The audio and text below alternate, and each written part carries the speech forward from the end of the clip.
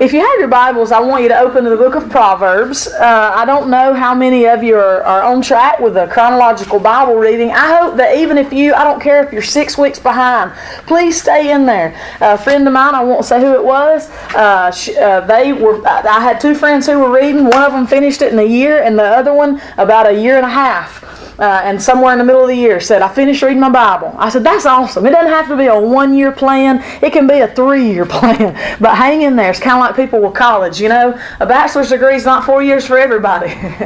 Some people are on that 7-year plan, you know. But hey, when you finish it, Brianna, that's funny. You can laugh. But when you finish it, you've still accomplished it. And I want you to do that with a Bible reading. But, you know, if you are with us, the book of Proverbs is where we've been reading. And I'll just kind of tell how this kind of came up. I've been reading in the book of Proverbs. And you know who Proverbs was written by, right? Who wrote the book of Proverbs? Solomon wrote the book of Proverbs, and the Bible says about Solomon that he was the wisest man. It says that there was not another man in the whole entire world who had more wisdom than Solomon did. So the book of Proverbs is a rich book. I was reading different things. There's just all kinds of stuff in there. I like the one I was reading. This has nothing to do with the lesson, but I just want to share this with you in case you were wondering. I was reading this last night or yesterday, sometime this week. It says this: withhold not correction from the child, for if thou beatest him with a rod, he shall not die. I mean, I just thought, you know, there's a lot of people who need to hear that. He said, withhold not correction from the child. Listen, for if you beat him with a rod, he won't die. He won't. I mean, you know what I'm saying. And then the next verse said, thou shalt beat him with a rod and shalt deliver his soul from hell. That's a big deal. That's a big tie-in together that says when you discipline your child, really the whole ultimate goal is that you're teaching them godly ways versus worldly ways. I mean, right? And he said when you beat them with a rod, they won't die. And he said you might beat them with that rod, but you'll save their soul from hell. I'd rather be beat within an inch of my life but know what God's expectations were for my life than to be let to just run rip wild and live any way I wanted to and my soul end up in hell. I'm just throwing that out there. But anyway, that has nothing to do with the lesson. But there's some good stuff in Proverbs because it's written by the wisest man that ever lived. And so a lot of these verses I've read and I've just slowed down to ponder them. And the first verse I want us to look at is Proverbs 18:21. And this is going to kind of set the course of our lesson this morning and what we're going to look at.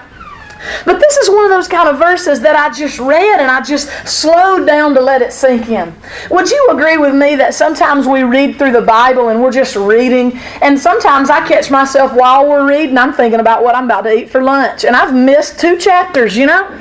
But sometimes it's good for us just to slow down, and I believe it's what the Bible means when it says to meditate on the Scripture. We think of the word meditation and we think about somebody sitting in a yoga pose and going hum, you know, like that. But meditation just means you get a verse in your head and you just think on it all day. And I think that that's important for us to do. So I want you to look at this verse and we'll just kind of start and go from there. This is going to be another one of those kind of crazy scattered lessons, but I hope you'll get something from it. Look at Proverbs chapter 18, verse number 21. The Bible says this, and this verse caught my attention and I paused and I pondered and I meditated on it, and I want us to do that today. It says this: death and life are in the power of what? The tongue. And when I read this verse, I thought, death and life. Just stop right there. This is what meditating on the Scripture is about. This is what breaking down the Scripture is about. I thought death and life, those are 2 really huge things, right? Death on one side, life on the other side. 2 really big deals. They said, the Bible says in Proverbs here, it says, death and life, there is power over them, and that power is found in one place. And it didn't say that God holds the power over death and life. It doesn't say that the power over death and life is in your hands or in your soul or in your feet. It said the power over death and life are found in your tongue. And I don't know about you, but that's one of those kind of verses that we kind of read half-heartedly. Death and life are in the power of the tongue, and then we move on. But let's pause to think about, do you know what that's really saying? It says that in your tongue, as words. I mean, I'd hate, I try to count my steps now. Boy, I'd hate to start counting my words, you know. I bet I'd have 10 times more words than I have steps. I mean, anybody a step counter in here? Anybody count your steps? Nobody counts your steps. Okay, Fitbit people, all those Apple Watch people counting those steps. I'm like, dude, I need 50 more to meet my goals. You just stand there doing like this, you know. You know that's how people do that. They don't keep those steps. But anyway, but if we started counting our words, man, we say so many words, and the Bible says that those words are not just free things floating out in the air. They've got power in them. Well, what kind of power? The power for death or the power for life? And I don't know about you, but that really strikes a chord with me. And I thought about, as we sum that verse up, really it says this right here. When you speak words to people, you're doing one of two things. You're speaking death to that person. You're doing damage, you're bringing down, or you are speaking life, which means there's actually a power in those words. You've got the power to actually give life to somebody. And I read that verse and I thought, wow, that's amazing. And here's kind of where I'm going with today's lesson. How much do you think about what you say? Have you thought about the power? I'm talking power like dynamite that lies in this tongue. The words that you speak, that they've got amazing, unreal, unbelievable power, and it's the power to speak either death to someone or to speak life to someone. That first verse caught my attention. Let's look at another one. Look at Proverbs 12, verse number 18. So just turn to the left a couple pages. Proverbs 12, verse number 18. Wisest man in all the world wrote a lot of things about our words and about our tongue. Here's what he said in Proverbs chapter 12, verse number 18. He said this, "There is that speaketh like the piercings of a sword." Y'all know anybody like that? He said, there is who speaks like the piercings of a sword. You ever been around somebody and when you left, you're like, dude, my insides just fell out. I mean, you feel like they have just cut and sliced and diced, and you leave thinking, dude, I lost an arm in that conversation. Where people's words, I mean, you feel like they have just sliced you into 1,000 pieces. You ever been around a person like that? I have. No names, but they're popping in my head right now. And you know what I kind of do? When they're standing right there, oh, yeah. And when I'm in Walmart pushing the cart and I see one of those sword-tongued people, I kind of, I need a baking soda today. And I take a different route. But Solomon was not crazy. He was wise, the wisest. And he said, you know what? He said, there are that speaks like the piercings of a sword. But listen, but the tongue of the wise is health. And I thought about those words, and I stopped and pondered on those. The first verse said it was death and it was life, all in my words. The second verse said there's cutting people like a sword, and there's pouring health into somebody. Those are powerful, weighty words. Wouldn't you agree? And I don't know about you, but I can not just read and think about words and just kind of think about Kelly's words or think about Tracy's words and think about Marla's words and Mia's words. I began to think about my words. I thought, I know that there's a lot of them rolling off of my tongue day by day. I mean, I'll go so far minute by minute. I'm a talker, you know. And there's so many words pouring off my tongue. And Solomon said, you're either speaking death or you're speaking life. He said, you could speak like the piercing of a sword, or you could be pouring out health. I want us to get these words hanging in our mind. Death and life. Piercings of a sword or health. Look at this other verse. Proverbs 15:4. Proverbs 15:4. Another great comparison. Two completely different words that we have the choice of what our tongue is going to do. Chapter 15, verse number 4. A wholesome tongue is a tree of life, but perverseness therein is a breach in the spirit. Listen to the two contrasting words he uses there. He said, in your tongue, if it is a wholesome tongue, a tongue that has decided that I'm going to speak good things. This is what he said. He said, you've got the tree of life. Literally just always blossoming, speaking life into things, bringing new vibrance to situations, just pouring out life. He said a tree of life, but then he said, but a perverse tongue is like a breach in the spirit. Literally a break in the spirit. Have you realized yet that your words are powerful?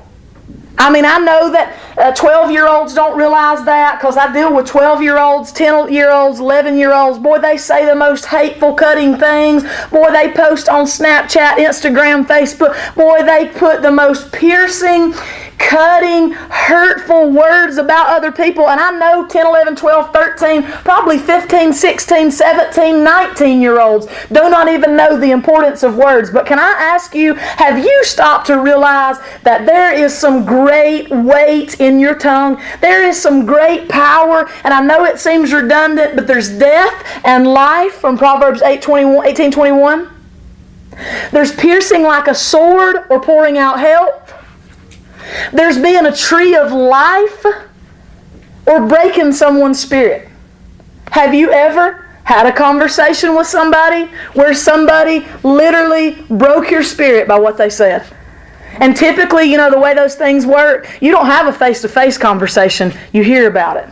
I mean, isn't that how cowards work? It just is, isn't it? They typically don't say it to your face. It's somebody else who says, you wouldn't believe what so-and-so said about you.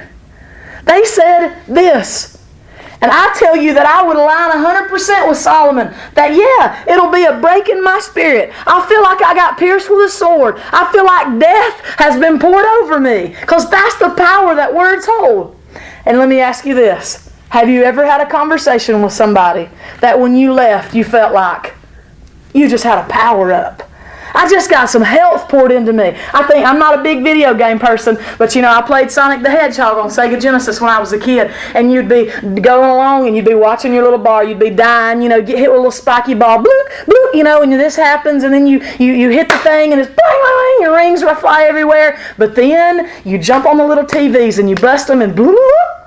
Power up, one up, right? You get the life back again. Crash Bandicoot was that way when I got a PlayStation 1, the old gray kind. On PlayStation, Crash Bandicoot got that way with apples and that little mask. It would go boom, boom, boom, and you would have a power up. And I'm just asking you, have you ever walked away from a conversation where you felt like, man, let me tell you about one of those. Thursday, I feel like I've been so busy here lately. I don't know what has happened. I'm getting old or I'm getting too busy. I don't know what has happened. But I feel like I was collapsing for a while. And so Thursday I thought, you know what, Jennifer, you have not been eating like you should. You've not been exercising like you should. Let's just get on this scale and see how bad this has gotten.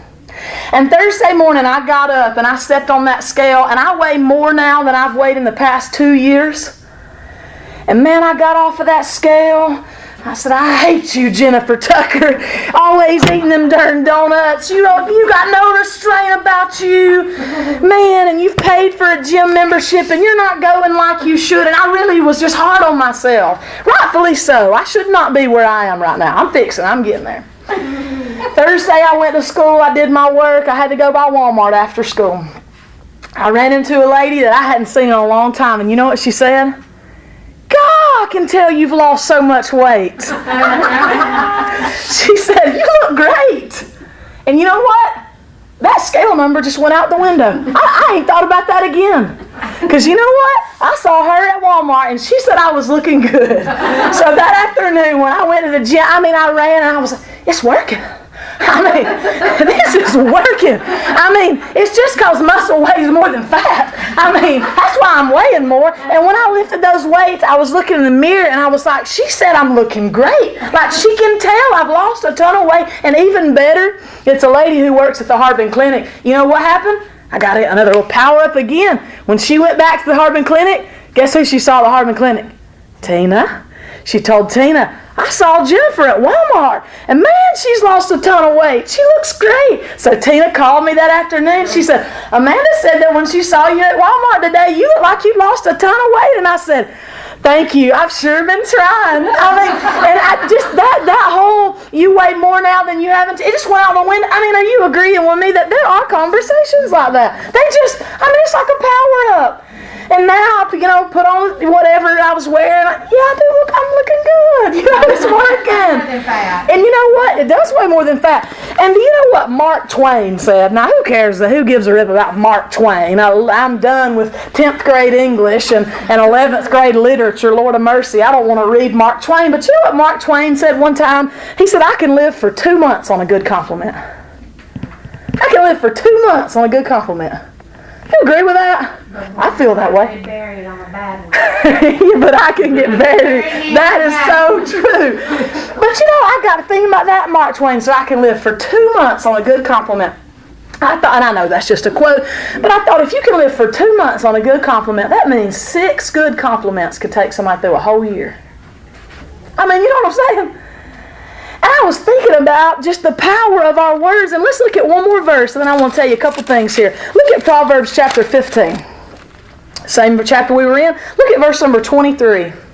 He said, Solomon said, a man hath joy by the answer of his mouth, and a word spoken in due season, how good is it? A word spoken in due season, how good is it? And can I just ask you this morning, I'm just going to say again, and all I want this morning to be is just a pausing and a pondering and a meditating kind of morning. That there's verses in the Bible written by the wisest man who ever lived that said, you want to know where there's power? I mean, yeah, I know God's got power, but I got power too. He said, it's in that tongue. And he said, it's death or life. It's like piercing people with a sword or breathing health into them. It's being the tree of life or giving a break to somebody's spirit. And he said, a word spoken in just the right time, how good is it? And I want us to think this morning, have you thought about this in a while, just how powerful your words are? You know, when I was a kid, we were rough at my house. I remember one of my friends getting on to me. When I got mad at Jeriah, you know what I called him? A stupid idiot. That was just our words. And I'd say, you stupid idiot. Golly. I probably said stupid idiot 75 times. Yeah, I mean a day to him. You know, he was a stupid idiot. I mean, you know. And I remember going to one of my friends' house. You know how when you go to other people's houses, you got to learn their rules. There's some houses where they don't say shut up. I mean, that's a bad word. You know what I'm saying? Well, I went to my friend's house and stupid idiot was not allowed. And she said, I remember her telling me, she said, I just wanted to say this real quick. She said, if my mama ever hears you say stupid idiot, she's going to come unglued. I'm just saying. And so I thought, oh, okay, is it that bad? And you know, I remember one time with my dad, he probably had his wits end of breaking up our fights and our arguments. And I'll tell you about the last fight I ever had with Jeriah. But you know, my dad had probably had his wits end, and he said, do you know what you're doing to him when you do that? When you say those words to him, Jennifer, you're cursing him.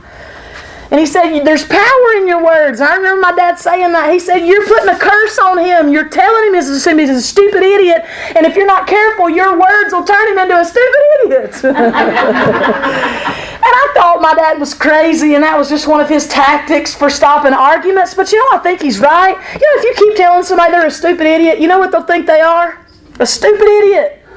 And if all we do is tell our spouses how terrible they are, how lousy they are, how much we could just live without them and they all just fall off the sides of the earth, you know what they're going to feel like? They're lousy, they're stupid, they could just fall off the side of the earth and you'd never miss them. You would too. I'm telling you. When you wake up and there's nobody there to take out that trash, well, I'm not getting off on that, but if we tell our children all the time, you're so bad, God, you just cause so much problems, oh, you just stress me out so bad. You know what our children begin to believe? Is that they're just sources of stress. They're just so bad. Let me bring it home for me.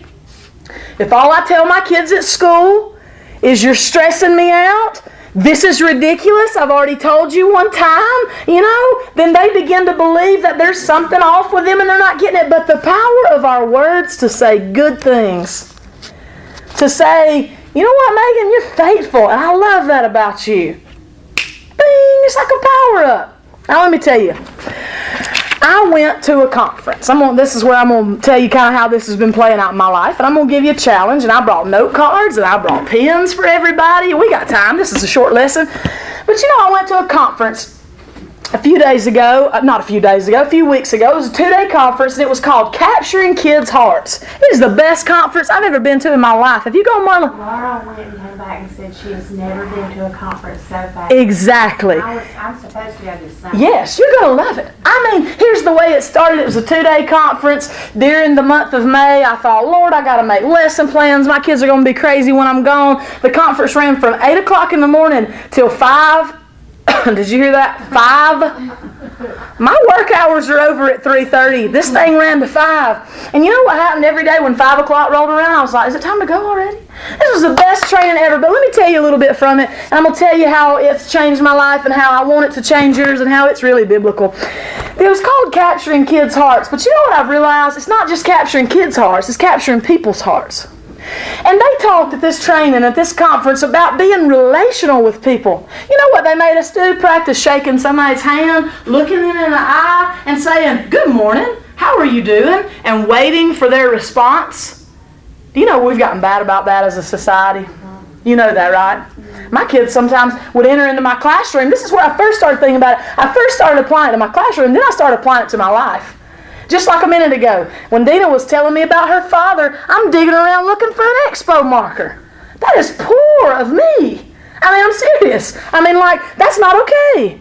And that's why I corrected myself. I apologize. I was looking for an expo marker, but that was rude. She's back there telling me about her father having a medical procedure, and I'm digging around looking for an expo marker. I mean, somebody should have slapped me. But I started thinking about how my kids enter my classroom. I don't look them in the eye and tell every one of them good morning. I don't say, "How are you doing today? Are you doing okay?" That relational type thing, you know what? As a culture, as a society, we're not really being relational with people either. When your kids come in your house, I bet the first thing you say is, "You better get your shoes up out of that floor." Don't you? I can't say don't we. I don't have any, but I know how those household talks go. It's always just a lot of that. But so anyway, the whole point of this conference was about shaking somebody's hand, looking them in the eye, and then it was about words of affirmation. And they would give us a bathroom break about every hour, which was really cool too, and there was snacks out in the foyer. That's probably where this 4 pounds came from, was that darn capturing kids' heart. They captured my heart through my stomach. And so they would give us snacks and everything. And you know what they said? They had a bunch of different exercises. We were doing this at every break. They'd say, find somebody in this conference who has said something that you have learned from. And write them a note and tell them that you appreciate their sharing. So I had to look at one lady's name tag. I didn't know who she was. I said, "Oh, it's Susan. Susan." I said, "Susan, when you told that story about blah, blah, blah, that was a noble thing you did, and that was meaningful to me, and I appreciate you sharing that." Signed, Jovial Jennifer. And I gave her that note.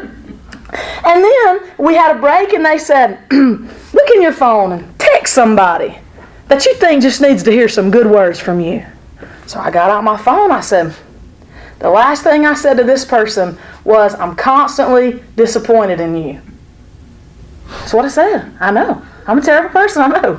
That's what I had said. That text message was hanging there in my phone. I said, "I'm constantly disappointed in you."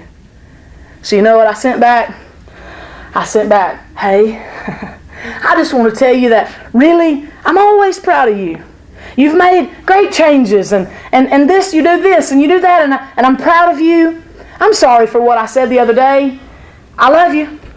And you know what? When we came back from break, there were people crying. And they were like, "Well, how'd the text thing go? Does anybody want to share?" And this girl was like, crying. I mean, she had the ugly cry going on. "Oh, I texted." Oh, and I mean, it was like... And then there were more people crying.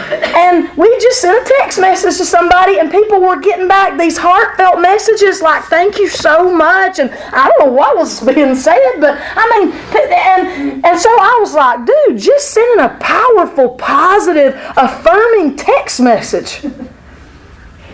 It's not capturing kids' hearts. It's capturing people's hearts. And Solomon, the wisest man in the world, said this: if you just realize there's power in your tongue, you'll speak death to people or you'll speak life. So I thought, when I go home, I like this. I'm going to send about 4 more people a message. I don't know if any of y'all got a message from me, but I thought, who is it that just hadn't heard anything good from me in a while? And I sent a message. "You're just this, and I love that about you." And let me go on. So then on the next day, we had a break, and they said, "Oh, we want you to write a note to the people who are in your group, and we want you to tell them something positive about them." These are people I didn't even know, people I didn't even work with. And so I would write these notes. And you know, when we left, and everybody had a bag like Valentine's Day, those little white paper sacks, everybody had a bag with their name on it. And you know, I left that conference with a bag full of notes about me. People I didn't even know. You know what one of them said that I loved? Said, "I love your fun, loving personality." They said, "The teachers that you teach with in your school is lucky to have you. They're lucky to have you." I was like, it ain't right, they are. And And you know what I did with all those notes? I've got them all. And people said different things. Let me tell you this, and this is kind of going to get to where we are. So I went home and I said, I'm going to make it a goal. There are 11 teachers on my hall that I've taught with all year. I'm going to write every one of them a letter. So I'm just going to tell you how that went.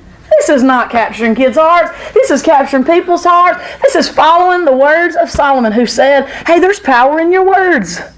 You can be a tree of life, or you can pierce like a sword. You can give health, or you can break somebody's spirit. And so I went home that night and I said, I'm going to start today because it's going to be hard. Some of these people I'm going to have to think real hard about. And let me tell you something, I was genuine with everything I said. I'll be careful, I won't say anything, but some people I just had to say, I look forward to next year, it's going to be a great year.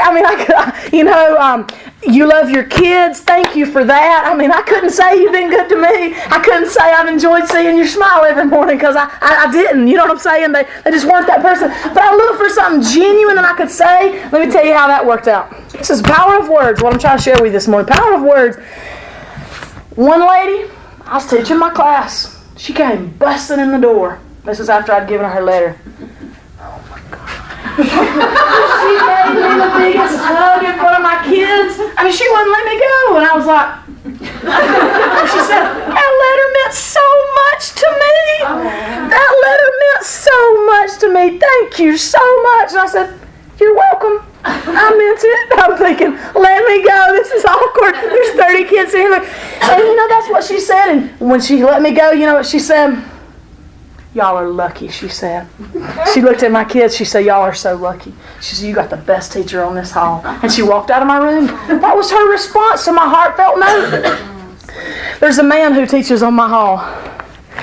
I wrote him a note. It just said things like, you've got a very relational way with our students. I said, you have a very kind, compassionate way with our children. Thank you for being so positive. I've enjoyed getting to know you this year. I look forward to working with you next year. And you know what? He called me in the copy room. He said, that letter made me blush. Somebody else was standing there in the room. And I said, well, so-and-so. I said, I meant it. And then I thought, what does she think my letter to him said? And so I said, so-and-so, I said, you are very positive. You are very relational with our students. And I said, and I do love that about you. And I thought, if that letter made him blush, he ain't getting enough positive. He's not hearing enough positive words. If that little letter made him blush. And then another one, and these are the two most meaningful ones right here. You know what these two are? Letters that came back to you. They wrote me back. And these people weren't playing, look.